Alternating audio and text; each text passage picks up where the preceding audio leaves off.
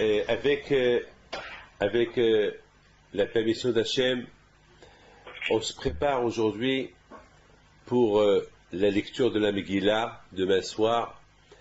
Et d'après nos sages, le mois le plus important de l'année où, a priori, le juif il a une bonne chance, et lorsqu'il prie, sa prière elle monte, c'est le mois d'Adar. C'est ce mois-là, le mois-là qu'on vit aujourd'hui, le mois d'Adar. D'ailleurs, on évite toujours lorsqu'il y a des jugements, on les évite toujours pendant le mois de Av. Le mois de Av, c'est le mois vers le mois d'août, le mois de la destruction du Beth Amikdash. Mais le mois d'Adar, c'est le mois on peut être sûr et garanti qu'on peut gagner comment ça s'appelle, les jugements. C'est un bon mois. C'est un mois bénéfique. Pourquoi? Parce que le mois d'Adar, c'est le mois d'Adar que Haman, il avait décrété de tuer tous les juifs du monde entier, et Baruch Hashem, grâce à Dieu, Akadosh Baruch Hu, il a annulé la Gezerah, et ce mois d'Adar, tout a été le contraire. Tout ce que Haman il a fait, tout s'est retourné contre lui. Donc c'est un bon mois. Alors d'après certains commentaires, ils veulent dire que, comme le Hidush Harim, un grand tzaddik, il explique que Adar, le mois d'Adar, c'est du verbe dira. Dira, ça veut dire la maison. Ça veut dire quoi? C'est quoi dira? C'est quoi la maison? Alors, ça veut dire que, alors, moi j'explique c'est quoi la maison. C'est quoi? Le mois d'Adar, c'est le mois de la maison. Alors, la maison, qui veut dire comme ça? En général, pour que quelqu'un qu'il soit à l'aise, s'il a une adresse. Moi, comme ça, j'explique la chose. Une adresse. C'est important qu'on a une adresse. Une adresse. Vous imaginez quelqu'un dans la rue, tu lui dis où tu habites, et tu dis je ne sais pas. J'ai pas d'adresse. Donc c'est un homme qui est perdu. C'est un homme qui est perdu. C'est un homme qui n'a pas d'adresse. C'est un homme qui peut, le pauvre, c'est un homme qui est perdu vraiment dans la nature, que même s'il a une famille, il ne pourra jamais voir sa famille, parce que si lui il n'a pas d'adresse, eux aussi ils n'ont pas d'adresse. Donc c'est la déprime totale. Mais lorsqu'il y a une adresse, comme par exemple, regardez, les clochards. Les clochards, les pauvres, ils n'ont pas d'adresse. On a beau chercher, si on a rencontré un jour un clochard, on peut le chercher et on va le trouver, parce qu'il n'a pas d'adresse. Un jour il dort là, un jour il dort là, un jour il est là, et un jour même il va mourir, on ne va même pas savoir s'il est mort. Parce qu'il n'a pas d'adresse, on ne sait pas, on ne sait pas. Donc c'est très important d'avoir une adresse. Lorsqu'on a une adresse, alors l'adresse, elle confirme l'identité. On peut, même l'homme, à quoi sert que l'homme, d'ailleurs, c'est très important. Lorsqu'on remplit la fiche de police, lorsqu'on remplit la fiche de police, la première question là-bas, l'adresse. Parce qu'à part le nom et le numéro de passeport, mais l'adresse. L'adresse qui veut tout dire, parce que c'est l'adresse qui va faire de l'identité une vraie identité, que ce monsieur-là, il existe quelque part. Même si un hôtel, un téléphone, une adresse, c'est important. Alors moi je pense que le mois d'Adar, c'est le mois que Haman il a choisi de détruire les Juifs. Pourquoi? Écoutez bien, hein, c'est quelque chose d'extraordinaire que moi-même, je suis épaté de vous dire ce que je vais vous dire. Parce que c'est comme ça que j'explique la Torah. C'est quelque chose d'extraordinaire, ce que je vais vous dire. Parce que Haman, il ne savait pas quel mois détruire les Juifs.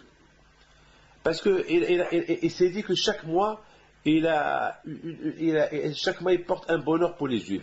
Par exemple, le mois de Nissan, c'est le mois des miracles, c'est le mois de libération des Juifs, et le mois de Iyar, c'est le mois de la Rifoua, le mois de la guérison, et le mois de Sivan, c'est le mois que Dieu a donné la Torah, et le mois de Tammuz, c'est le mois où Moshe Rabbeinu est descendu du mont Sinaï, et le mois de Elul, c'est le mois de, comment ça s'appelle, de la Teshuvah, et le mois de Av, c'est le mois que Hachem il a de la peine pour les Juifs parce qu'il a détruit leur maître, il a détruit le temple, et chaque mois il a trouvé tous les mois ils lui ont fait peur. Mais lorsqu'il a vu le mois d'Adar, il a vu que dans le mois d'Adar, Moshe Rabbeinu, il est mort. Ah, il était super content. Ah, il a dit, eh ben, c'est super. Eh ben, c'est le mois que j'ai choisi. Parce que celui qui les a protégés, celui qui leur a donné la Torah, eh ben, celui-là, il est mort le mois d'Adar. Et dans le mois d'Adar, rien de spécial est arrivé aux Juifs. Donc c'est un mois où je peux éliminer les Juifs et que même leur Dieu ne peut pas les aider. Parce que le mois d'Adar, c'est un mois. Et comme ça, il a compris. Mais c'est que lui, il a oublié une chose. Vous savez quoi? Il a oublié que le mois d'Adar, Moshe Rabbeinu aussi, il est né le mois d'Adar. Alors lui, il a vu uniquement la mort de Moshe. Mais il n'a pas vu la naissance de Moshe qui s'est passé le mois d'Adar. Alors là, il n'a pas vu ça. Il a dit, pour Haman, on ne calcule pas la naissance de la personne. On calcule que la mort de la personne. La naissance, c'est rien du tout. Mais non. Mais le bon Dieu, il calcule. C'est ça l'erreur qu'il a fait Haman. Pourquoi? Parce que le bon Dieu, il calcule aussi la naissance de la personne. Pourquoi? Parce que si la personne, il est mort tzaddik, alors on va bénir le jour qu'il est né. Mais si l'homme, il est mort rachat, alors on va insulter le jour qu'il est né. Comme Hitler. Hitler, les Juifs, les pauvres qui ont été déportés à la Shoah, et lorsqu'ils maudissent Hitler, ils maudissent le jour qu'il est né. Vous savez très bien que lorsque quelqu'un a un cancer, on maudit le début du cancer, le début de la maladie. Parce qu'après le cancer, que Dieu préserve, il s'est propagé partout, parce qu'il y a eu un début. Mais s'il n'y aurait pas de début, alors il ne serait pas mort avec cette maladie. Donc Moshe Rabbeinu, lorsqu'il est mort tzaddik. Et puisqu'il est mort tzaddik, alors on bénit, c'est grâce à quoi il est mort tzaddik? Parce que depuis le début, il était tzaddik. Donc on bénit sa naissance. Et ça, Haman, il n'a pas vu. Donc pour Haman, le mois d'Adar, c'était le mois le plus important pour lui d'éliminer les Juifs. Parce que dans ce mois-là, il n'y a pas eu quelque chose de spécial qui s'est passé le mois d'Adar qui pouvait protéger les Juifs. Donc, et en plus, il s'est dit que le mois d'Adar, c'est un mois qui n'a pas de repère. C'est un mois qui n'a pas d'adresse. C'est un mois qui n'a pas d'adresse. Pourquoi? Parce que Moshe Rabbeinu, jusqu'à maintenant, on ne sait pas, mais on ne sait même pas où il est enterré. Alors que les Avot, Abraham, Yitzhak, Yaakov, on sait où ils sont enterrés. Les tzadikim, on sait, mais Moshe, on ne sait pas où il est enterré. Donc Moshe, non seulement qu'il est mort le mois d'Adar, il n'a pas d'adresse. Alors c'était ça les raisons les raisons qui ont poussé Haman à détruire les Juifs. Mais ce qu'il a oublié, c'est que le mois de Nissan, le mois de Hadar, c'est le mois que Moshe est né, et c'est le mois que chaque Juif, il a une adresse. Chaque Juif, il s'est fait une adresse. Laquelle, chaque Juif qui a une identité juive, c'est ça son adresse. Et notre identité juive, c'est grâce à Moshe Rabbeinu. Grâce à la Torah de Moshe Rabbeinu. Donc voilà l'erreur qu'il a commis, Haman. Lui, il a pensé que le mois d'Adar, c'est un mois qui n'a pas d'adresse. Le mois d'Adar, c'est un mois où Moshe il est né. Mais Hachem, il a dit à Haman, t'es fou. Tu es complètement fou, c'est pas comme ça. Le mois d'Adar, c'est un bon mois. Tu as choisi le mauvais mois. Ça va être un mauvais pour toi, Haman. Parce que le mois d'Adar, c'est le mois où chaque juif, il a obtenu une adresse par rapport à la Torah de Moshe Rabbeinu. Et Moshe Rabbeinu, il est né le mois d'Adar. Donc, t'es cuit, Haman. Ah, mais toi, ça veut dire que, écoutez bien ce que je vais vous dire. Alors, on dit que le mois d'Adar, c'est un mois très important. Maintenant que, Baruch Hashem, la situation s'est retournée contre Haman, et le mois d'Adar, où il voulait tuer les Juifs, c'est lui qui a été pendu, celui qui est mort, et les Juifs, grâce à Dieu, ils ont trouvé leur liberté le mois d'Adar. Alors maintenant, Hachamim, ils disent que le mois d'Adar, c'est un mois très important pour les Juifs. Pourquoi? Parce que le mois d'Adar, c'est un mois d'identité juive. C'est le mois d'Adar, c'est le mois que chaque Juif, il peut trouver une adresse. C'est pour ça qu'on dit que Adar, c'est du verbe dira, une maison. Parce que c'est quoi la maison d'un Juif? C'est la Torah. Ici, on ne parle pas d'une maison matérielle. Ici, on parle Torah. C'est-à-dire l'aïmouna, la foi en Dieu. Lorsqu'on respecte la Torah. C'est ça le mois d'Adar. Maintenant, Maintenant, je voudrais expliquer quelque chose que j'ai dit hier. Et après, je vais vous raconter une très belle histoire qui s'est passée il y a 2 semaines. L'une des plus belles histoires qu'on a vues, ça va, je sais que vous allez beaucoup l'aimer. Il s'est passé que, hier, on a jeûné. Hier, c'était le jeûne de Purim. Et si Dieu veut, en général, hier soir, ça devait être Purim, et aujourd'hui, ça devait être Purim. Mais pas parce qu'aujourd'hui, c'est vendredi, alors on est obligé de pousser Purim jusqu'à la samedi soir. Alors, maintenant, la question que je vais poser, c'est que, quelle est la raison? On n'a jamais vu quelqu'un qui fait une fête, et avant la fête, il jeûne. Je ne comprends pas. Puisque Purim, c'est une fête de joie, on se déguise, même les rabbins se déguisent à Purim. Moi, demain soir, je vais me déguiser en rabbin. Voilà, je suis rabbin, voilà, on se déguise. Demain soir, mes enfants ils se déguisent, tout le monde se déguise demain soir. Demain soir, on se saoule. D'ailleurs, je vous ai envoyé un petit cadeau hein, pour Purim. Donc, à Purim, on se déguise, on boit, on fait la séouda de Purim, et on s'éclate. À Purim, on s'éclate. Ah, maintenant, il y a une question qui se pose. Purim, c'est la seule fête de la joie. C'est la seule fête où on mange sans relâche, et on a le droit de boire jusqu'à qu'on va se saouler et tomber par terre. Le Talmud il raconte qu'il y avait une fois deux rabbins. Un il s'appelle Rabat et l'autre s'appelle Rabbi Zera. Eh ben, ils se sont invités les deux en famille. Ils se sont saoulés et Rabat il prend le couteau, il égorge Rabbi Zera. Il l'a égorgé, il a coupé la tête. Lorsque Rabat s'est réveillé, il voit le corps jeté par terre et la tête d'un autre. Qu'est-ce qu'il fait? Il prend la tête, il la colle au corps, il le réveille. Il le réveille. Il a ressuscité. L'année d'après, Rabat il dit à Rabbi Zera, viens, on va faire Purim toi et moi. Il a dit à Rabbi Zera, non, j'ai pas que tu me fais comme tu m'as fait l'année dernière. C'est pas chaque année il y a des miracles. Non, merci bien. Donc on voit que Purim c'est la fête de la joie. Alors je ne comprends pas, puisque Purim c'est la fête de la joie, ah pourquoi 1 heure avant Purim on jeûne? Pourquoi? Et en plus, on jeûne, on ne mange pas, c'est Ta'anit, et on lit la Torah, et on fait Tahanoun. Pourquoi? On n'a jamais vu ça. Au contraire, on doit se préparer à cette fête de Purim avec joie. On ne doit pas se préparer à cette fête de Purim avec un deuil à l'avance.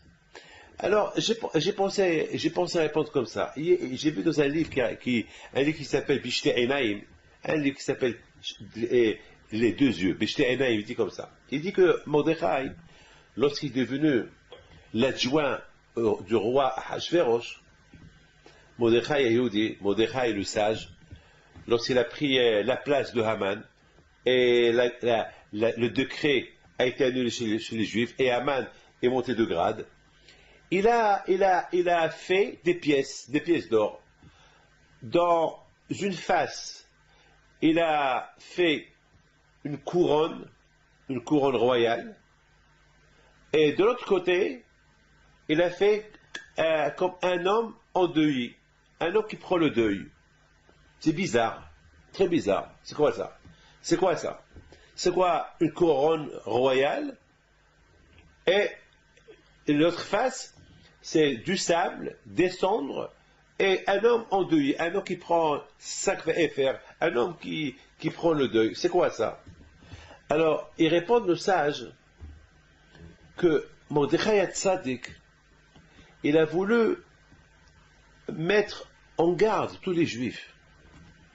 Il a voulu leur dire, vous savez, les juifs, qu'il y a des moments royaux, il y a dans la vie juive, il y a des bons moments, et il y a des mauvais moments. Il y a des bons moments que tout le monde nous respecte, que nous sommes comme les enfants du roi, que c'est une époque, une belle époque, et c'est vraiment l'époque royale. C'est vraiment une époque royale où le juif il est épaté, il est gâté, tout le monde tout le monde le respecte, et la richesse, etc. Mais il dit, n'oublie pas aussi, il y a des mauvais moments qui peuvent venir, comme la Shoah. N'oubliez pas Hitler, qu'il a voulu détruire tous les juifs du monde. Il ne faut pas oublier ça. Parce que malheureusement, beaucoup des fois, le problème du juif, c'est que lorsqu'on croit que tout va bien, on croit que tout le temps ça va rester bien. Non, il faut faire attention, il faut être vigilant. Il ne faut jamais oublier le passé. Il y a toujours un bon passé royal, il y a toujours un mauvais passé aussi. Donc il ne faut pas oublier. Et c'est ça les deux faces que Mordechai a voulu rappeler les juifs. Lorsqu'on suit le chemin de la Emouna, la foi en Dieu, et lorsqu'on pense, on dépend de Dieu, alors c'est le bon moment. Alors tu n'as rien à craindre. C'est le bon moment. Alors c'est le moment royal.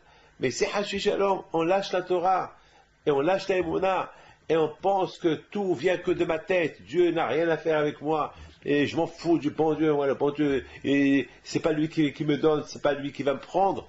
Alors là, c'est grave. Si un homme il pense comme ça, donc que Dieu préserve, ils vont passer les mauvais moments, les bons moments royaux, ils vont venir les moments qui sont difficiles.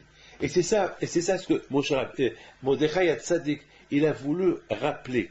C'est ça ce qu'il a voulu rappeler. Comme il dit Rab Chaim Volozhin, il dit que le seul moyen pour que l'homme il dépendra que de Dieu, et qu'il n'y aura pas des mauvais instincts, il n'y aura pas le Tzahara, le mauvais instinct qui va l'embêter, uniquement si l'homme il se donne coréen pour Akadosh Baruch Hu.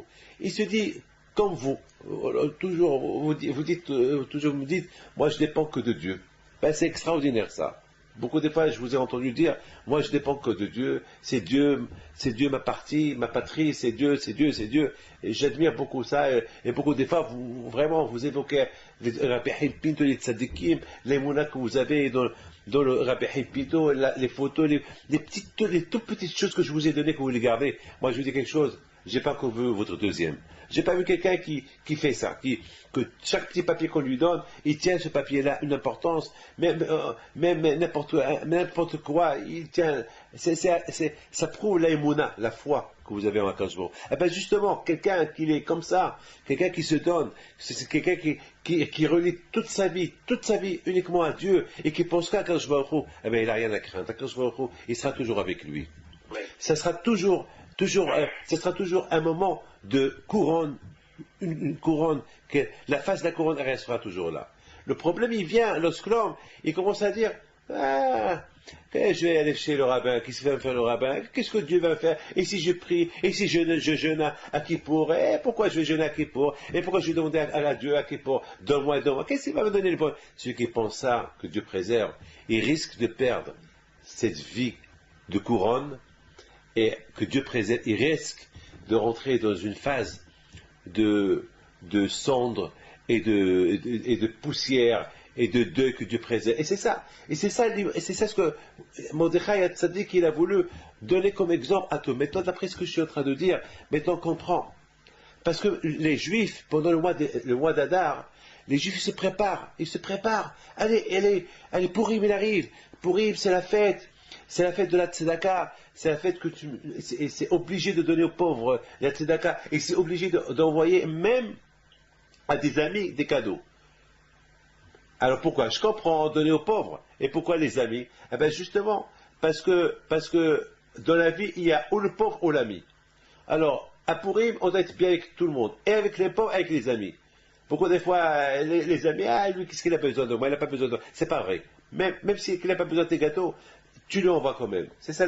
Alors Pourim, c'est la fête de Pourim. Pareil, Pourim, on pense que le bonheur de Pourim.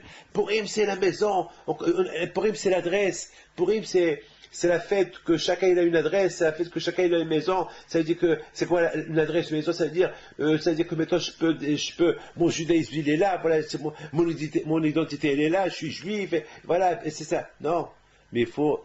Hachamim, ils ont voulu qu'avant que tu arrives, que Pourim il arrive, qu'avant que tu penses à tout ce bonheur qui s'est passé à Pourim, pense au malheur qui s'est passé avant Pourim.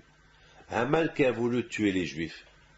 Et c'est la raison pourquoi on jeûne avant Pourim. Elle est belle la réponse, hein? Maintenant, c'est Hachem l'a voulu. Nos sages, ils ont voulu que.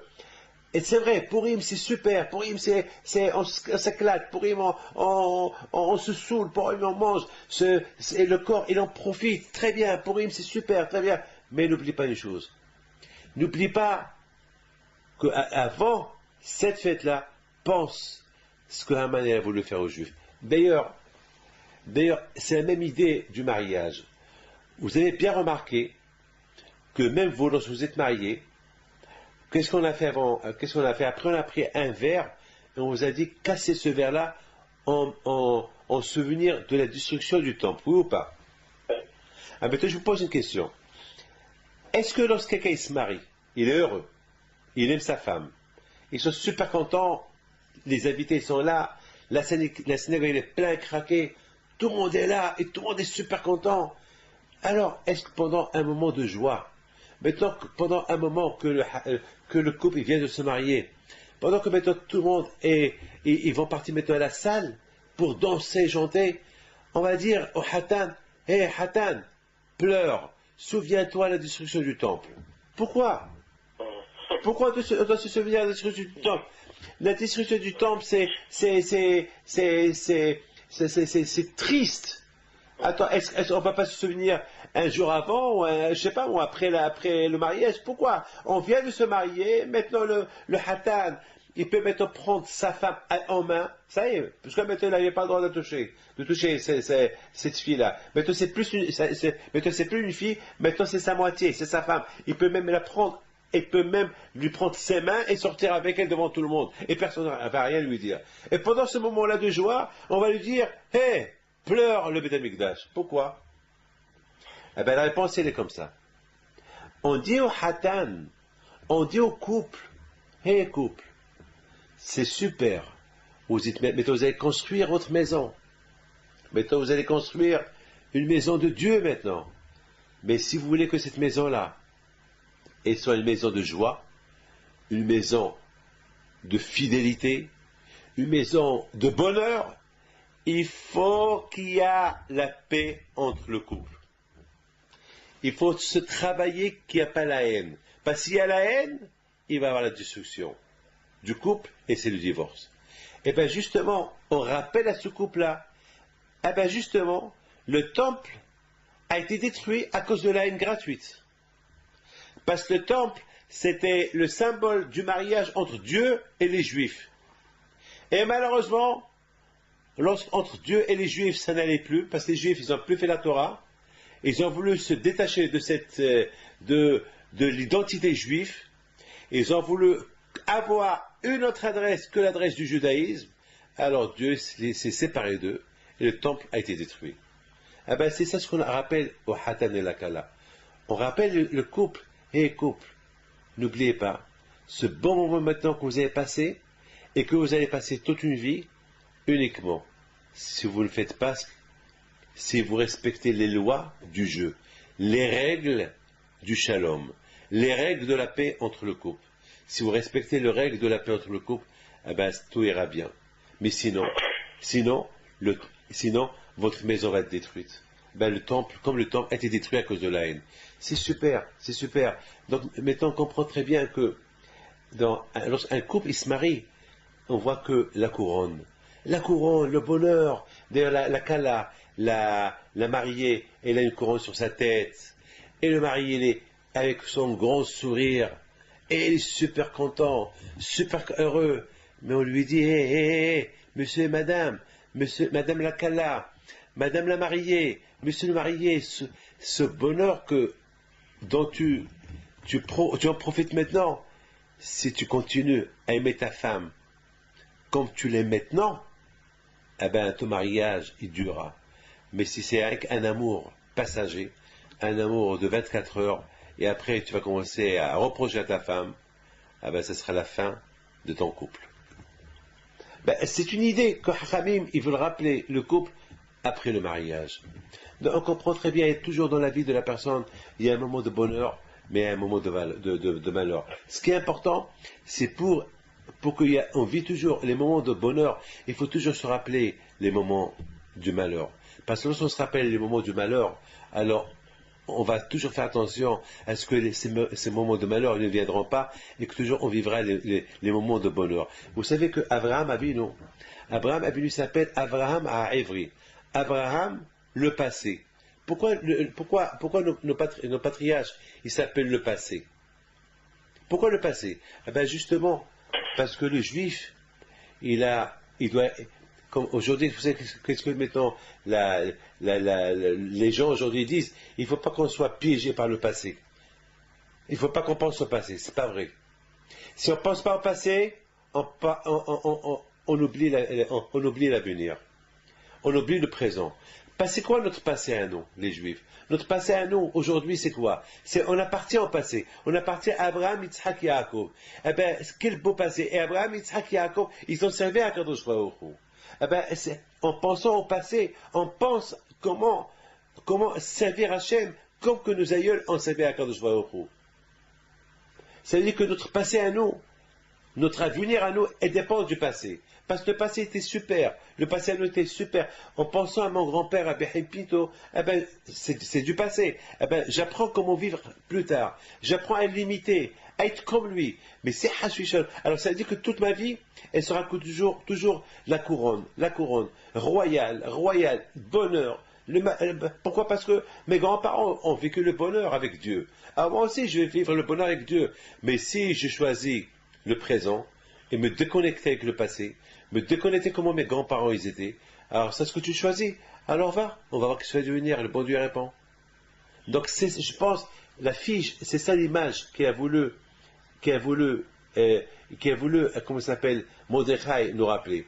La Shoah, c'est du passé. Et on nous essaye de nous faire oublier le passé. Aujourd'hui, dans beaucoup des livres de l'histoire, on écrit une ligne sur la Shoah. C'est quoi? Les Juifs, il y a eu 6 millions de Juifs et qui ont été tués par les Allemands. Voilà. Toutes 6 millions de Juifs qui ont souffert pendant 10 ans. 10 ans de souffrance. Les chambres à gaz, brûlées, martyrisées. Ils ont fait de ce qu'ils voulaient et tout ça en une phrase. Bien sûr, les gens qui vont lire ça, ils vont oublier. Mais lorsqu'on détaille, qu'est-ce qui s'est passé exactement? Eh bien, lorsqu'on détaille, qu'est-ce qui s'est passé exactement? Alors, ça va nous aider, ça va aider le juif à bien étudier pour que ce passé-là ne se répète pas. Mais si on nous met ce passé-là en une seule ligne, il peut revenir ce passé encore. Il peut y avoir encore une autre catastrophique. C'est la raison pour qu'on n'a pas le droit d'oublier le passé. C'est très important de mettre le passé sur une table en or. Il faut parler du passé. Parce que du passé, on apprend comment vivre le présent et comment on va apprendre à vivre dans le bonheur. Et c'est ça l'évolution avec le passé. S'évoluer encore plus et de mieux en mieux encore avec le passé. Et quel passé? Un passé de Abraham, Isaac et Yaakov. Et je pense, mes amis, c'est la raison pourquoi aujourd'hui on parle de Haman. On parle du passé, on parle de ce qui s'est passé à Hanouka, on parle de ce qui s'est passé à Pessah, l'esclavage des Juifs en Égypte, on parle du passé le miracle de Hanouka, on parle du passé, le miracle de Haman, le miracle de Mordechai Esther. Pourquoi on met le passé au présent? Eh bien justement, on met le passé au présent pour que le passé ne viendra plus. Pour qu'on fasse attention à ce que ce passé-là, il ne vient. Et le seul moyen pour qu'il ne vienne pas ce passé-là, on met ce passé dans une adresse, on met ce passé-là ici en face, pour qu'on s'améliore, pour qu'on soit toujours bien avec Akadosh Baruch Hu, pour que ce passé qui était un mauvais passé, que malheureusement il y avait un moment que Haman elle a voulu détruire les Juifs, eh bien c'est un passé qui ne viendra plus. Parce qu'on le vit, le fait de vivre un passé, eh bien ça ne va pas venir. Moi j'étais à Auschwitz. Je suis parti visiter Auschwitz. Et j'ai vu les chambres à gaz. Et j'ai vu où ils ont tué ma famille. Les 6 millions de juifs. Et j'ai vu comment ils ont souffert. J'ai vu les prisons. J'ai vu des petites chambres, 1 mètre sur 1 mètre. On mettait là-bas un monsieur qui mesurait 2-3 mètres, 2 mètres et demi. Sur 1 mètre sur 1 mètre, le pauvre. Comment il pouvait. On l'enfermait là-bas jusqu'à qu'il mourait là-bas. Quelle souffrance atroce. Les pauvres, nos frères, ils ont souffert. Et je vous donne la parole d'honneur. En voyant ça, j'étais révolté. J'étais révolté. J'étais révolté. Mais j'ai dit, Am Israël Hay, le peuple juif il est encore vivant. Ça ne peut pas se passer encore. Mais pour arriver à dire que ça ne va pas se passer encore, parce que j'ai vécu ce passé-là, et je me suis senti comme si c'était moi qui étais avec ces gens-là, qui ont souffert ce passé avec moi. Donc, si Dieu veut, en pensant à ce passé-là, eh ben jamais ce passé viendra. Vous savez, on dit que celui qui pleure la destruction du temple, il verra le temple se construire. Je vous pose une question. Quel rapport? Celui qui pleure la destruction du temple, eh ben, il va vivre la construction du temple. C'est quoi ça? Eh ben, il va être heureux pendant la construction du temple. Quel rapport? Eh ben, vous savez pourquoi? Celui qui croit, celui qui vit le passé, c'est qu'il est convaincu qu'il va venir un meilleur avenir. Que ce passé va devenir meilleur. C'est exactement ce que nous sommes en train de dire maintenant. Exactement, c'est ce qu'on est. Lorsque Napoléon il est parti en Russie et que tout le monde est sorti l'accueillir, il leur a dit, et où sont les Juifs? Pourquoi les Juifs ne sont pas venus m'accueillir? Et pourtant, moi j'ai donné un titre au rabbin en France. Et le monde entier, ils savent que j'ai fait des Juifs en France. J'aurais donné un poste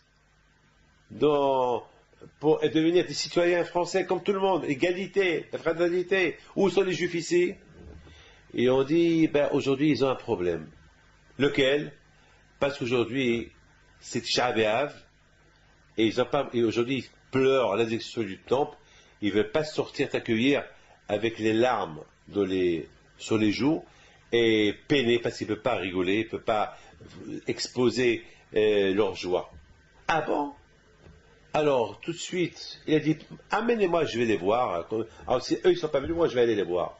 Eh ben, il est parti les voir. Il rentre à la synagogue, tout le monde qui se lève, il voit tout le monde qui était assis par terre.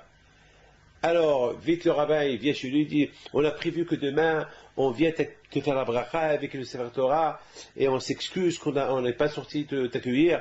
Alors, il leur dit, mais ce temple-là, il a été détruit quand? Quelle année? Il y a combien de temps?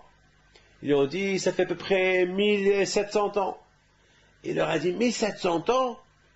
Et vous pleurez depuis 1700 ans? Et vous êtes assis par terre depuis 1700 ans? Mais c'est quoi ça? Il dit, eh ben, le temple c'était notre maison, la maison qui représentait la maison de Dieu, c'était notre identité, c'était notre maison, et depuis que cette maison a été détruite, malheureusement, on pleure. Vous savez qu'est-ce qu'il leur a dit, Napoléon? Il leur a dit, il se tourne vers ses généraux, et il leur dit, ce peuple-là de Juifs, s'ils sont convaincus, et s'ils pleurent pendant 1700 ans, pour une maison qui a été détruite, c'est que cette maison-là, elle va se construire un jour. C'est qu'ils sont certains qu'elle va se reconstruire un jour. Parce que quand je connais les Juifs, ils ne vont pas perdre le temps pour rien. Ils ne sont pas bêtes, les Juifs. Et si les Juifs ils pleurent pour une maison qui a été détruite il y a 1700 ans, c'est qu'ils sont convaincus qu'elle va se reconstruire, et vraiment, elle va se reconstruire un jour. Alors si Napoléon, qui n'est pas juif, il est convaincu que le Beth Amikdash va être construit par rapport aux larmes qu'on verse pour la destruction du temple, alors que devons-nous dire? De toute façon, c'est le passé. Lorsqu'on fait vivre le passé, c'est qu'il y a un avenir qui va se naître avec le passé. Et c'est ça le judaïsme. C'est ça le judaïsme. Le judaïsme, on doit vivre avec le passé. En pensant à notre passé, on va vivre un bon avenir. Et c'est la raison pourquoi Mordechai Tzadik, il a voulu rappeler les Juifs, hé Juifs, vous avez frôlé la mort. Presque, il n'y aurait plus aucun Juif qui va rester vivant sur terre. Il n'y aurait même pas quelqu'un qui va nous pleurer. N'oubliez jamais ça. Pour ne pas oublier ça, respectez la Torah qui s'appelle Keter. Parce que la Torah, ça s'appelle la couronne. Hachem, c'est Keter. Hachem, c'est la couronne. Lorsqu'on croit en Dieu, et lorsqu'on fait kavod à Dieu, alors jamais ils viendront ces mauvais moments. Mais que Dieu préserve. Si on laisse Dieu, alors il faut s'attendre à un mauvais moment, que Dieu préserve. Et je termine avec cette histoire-là. Il y a 2 semaines, il y avait une soirée ici à Paris. Et j'étais l'invité d'honneur à cette soirée pour ramasser de l'argent pour une école qui sont en grande difficulté. Très très grande difficulté. Et cette école se trouve au 19e. Et cette école-là, vraiment, il fallait de l'aide. Alors j'étais l'invité d'honneur et j'ai parlé 2 fois. Et j'ai poussé les gens à faire des dons. Et grâce à Dieu, et j'ai même promis aux gens que tous ceux qui aident, le bon Dieu il fera avec eux des miracles. Et parce que je voulais vraiment aider cette école-là, pour que cette école-là, au moins, qui paye leur SAF et qui paye les dettes qu'ils ont, sinon que Dieu préserve l'école avec des centaines d'élèves, ça pouvait être vraiment en danger. Donc, Baruch Hashem, les gens, grâce à Dieu, les gens ils venaient, et ils prenaient des bourses, chacun y donnait selon, ils ont fixé les bourses à un prix. Il y a un rabbin qui vient chez moi, vers la fin, il me dit, Rabbi David, moi j'ai pas les moyens, mais moi aussi, je compte sur Dieu, j'ai un grand émouna en Dieu, alors moi aussi je donne une bourse. Je dis, mais c'est trop pour toi une bourse. C'est trop pour toi. Elle dit, c'est pas grave, Dieu est grand, Dieu va m'aider. Alors j'ai tellement aimé la façon qu'il me l'a dit. Je lui dis, alors, tu sais que demain, c'est la Brit Mila de mon petit-fils, je t'invite. Il me dit, ah, je m'excuse demain matin, je dois prendre le train, je dois aller en Belgique demain matin, très tôt le matin, et parce que je dois aller dans un village, et vraiment demain, je peux pas. Je dis, bon, de toute façon, si tu peux venir, si jamais tu décides, je t'invite, Baruch haba. Et le lendemain, c'était la Brit Mila de mon petit-fils, vous étiez là, et tout le monde était là, et voilà, je vois le monsieur qui arrive lui aussi. Il arrive avec son père. Et je l'appelle et je lui dis, il prenait la queue pour recevoir le bracha. Et puis je l'ai appelé pour qu'il approche vite. Je lui dis, comment ça se fait que tu n'es pas parti? Il m'a dit, eh ben, j'ai raté le train. J'ai raté le train. Il devait partir en Belgique. J'ai raté le train et bon, puis je me suis dit, puis j'ai raté le train. Alors, je viens à la Brit Mila. Ah ben, je lui dis, ben, tu as bien fait. Mais de toute façon, hier, tu m'avais dit que tous ceux qui aident, il verra des miracles cette année. Alors, j'ai dit, puisqu'on a une promesse des miracles, alors je me suis dit, alors c'est le miracle toute l'année. Et en plus, on est dans le mois d'Adar, le mois des miracles. Alors, voilà, c'était Rosh Chodesh Adar, c'est le mois des miracles. Alors, voilà. Bon, l'histoire, elle se termine. Qu'est-ce qui s'est passé? Il s'est passé qu'il m'appelle l'après-midi. Il me dit, ah ben, le miracle, il s'est passé aujourd'hui. Je lui dis, lequel? Il me dit, ah ben, ce matin, je devais partir en Belgique. Et arrivé à l'endroit, à une ville, là-bas en Belgique, je devais changer de train pour aller à une ferme. Et grâce à Dieu que je ne suis pas parti. Parce qu'il y a eu là-bas une collision de 2 trains, il y a eu 20 morts. Et il me dit, je devais être dans la cabine où il y a eu 15 morts. Regardez, Rabbi David, merci à Kadosh Baruch Hu. J'aurais pris ce train-là, eh ben, j'aurais été ou parmi les morts, ou parmi les blessés. Et merci à Hachem. Voilà mon fils.